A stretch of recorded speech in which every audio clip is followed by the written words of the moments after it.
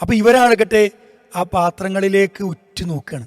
ഇദ്ദേഹത്തിന്റെ കൈകളിലുള്ള പാത്രത്തിലേക്ക് നോക്കുകയാണ്. അപ്പൊ അദ്ദേഹം മറ്റൊന്നും ആലോചിച്ചില്ല. ആ വൃദ്ധക്കും കുഞ്ഞിനും മാംസവും മധുരവും അടങ്ങിയ 2 പാത്രം കൊടുത്തു. അപ്പൊ ഇത് സംഭവിച്ചപ്പോൾ താബിഈകളുടെ കാലഘട്ടത്തിൽ ജീവിച്ചിരുന്ന അഹ്മദ് ബിൻ മിസ്കീൻ എന്നൊരു വ്യക്തിയുമായി ബന്ധപ്പെട്ട് വന്ന ഒരു സംഭവമാണ്. അത് ഈ അഹ്മദ് ബിൻ മിസ്കീൻ്റെ അടുത്തേക്ക് ഒരു സയ്യാദ്, ഒരു മുക്കുവൻ വരികയാണ്, മീൻ വേട്ടക്കാരൻ.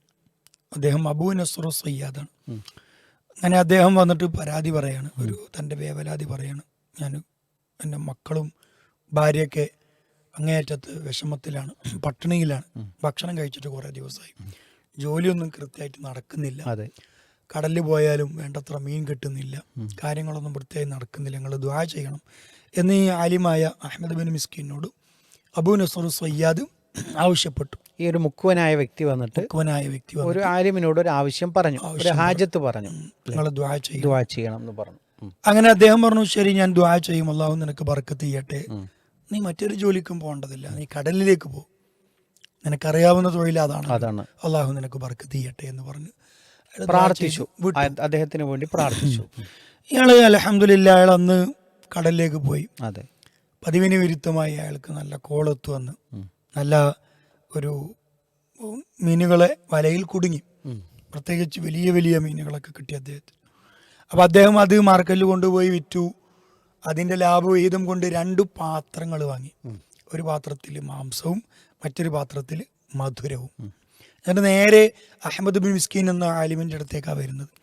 അപ്പം നിങ്ങളടുത്ത് വന്ന് നിങ്ങൾ പ്രാർത്ഥിച്ചത് കൊണ്ടാണ് എനിക്കിത് കിട്ടിയത്, അതുകൊണ്ട് ഇതിലത്തെ ഏത് നിങ്ങൾക്ക് എടുക്കുക, എന്നിട്ട് ഞാൻ കുട്ടികൾക്ക് കൊടുക്കുള്ളൂ. അപ്പം അദ്ദേഹം പറഞ്ഞു, ഞാൻ നിനക്ക് ദുനിയാവിന് വേണ്ടി ഒന്നും പ്രാർത്ഥിച്ചിട്ടില്ല, ഞാൻ ആഖിറത്തിന് വേണ്ടിയാണ് പ്രാർത്ഥിച്ചത്, അതുകൊണ്ട് ഞാനിതിന് അർഹനല്ല, എനിക്ക് വേണ്ട, നീ നിന്റെ മക്കൾക്ക് കൊടുക്കും.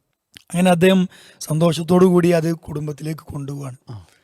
അപ്പോഴാണ് ആലിമായ വ്യക്തി ഒന്നും സ്വീകരിച്ചില്ല.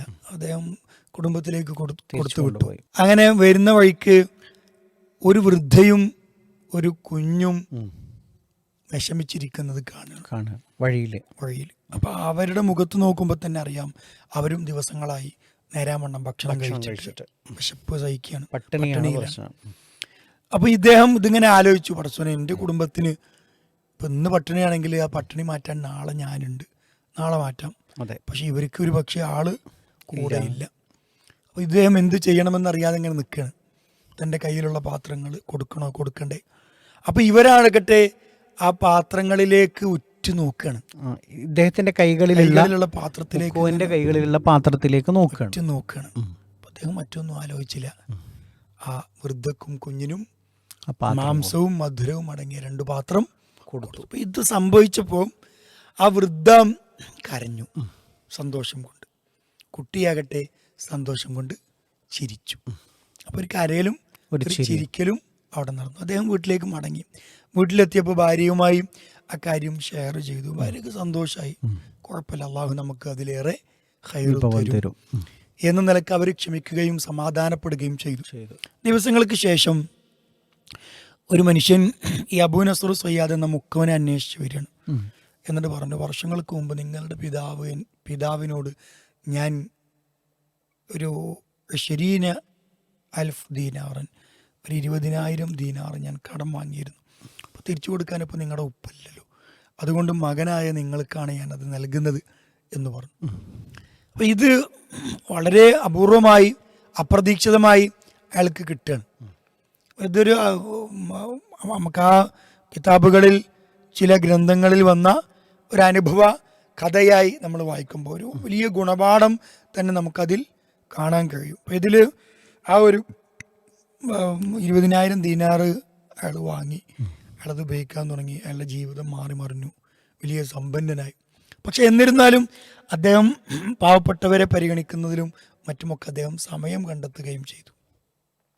പക്ഷെ കുറച്ച് കാലം കഴിഞ്ഞപ്പോൾ അദ്ദേഹത്തിന് തന്നെ തോന്നി തുടങ്ങി, തൻ്റെ പ്രവർത്തനത്തിൽ ഇഖ്ലാസ് നഷ്ടപ്പെടുന്നുണ്ടോ, നിയ്യത്ത് നഷ്ടപ്പെടുന്നുണ്ടോ എന്ന് അയാൾക്ക് തോന്നാൻ തുടങ്ങി. കാരണം ഞാൻ കൊടുത്തിട്ടാണ് ഈ പാവപ്പെട്ടവർ അവർ ജീവിക്കുന്നത് എന്ന ഒരു ചിന്ത ഇയാൾക്ക് വരാൻ തുടങ്ങി. സ്വാഭാവികമായും അതൊരു റിയായിൻ്റെ ചിന്തയാണ്, ലോകമാന്യത്തിൻ്റെ ചിന്തയാണ്. പക്ഷെ എന്നാലും അയാൾ സമാധാനിച്ചു, ഞാൻ നല്ലത് ചെയ്യുന്നുണ്ടല്ലോ എന്ന സമാധാനമുണ്ട്. കുറച്ച് ദിവസങ്ങൾക്ക് ശേഷം അയാൾ രാത്രി ഉറങ്ങുമ്പോൾ ഒരു സ്വപ്നം കാണുകയാണ്.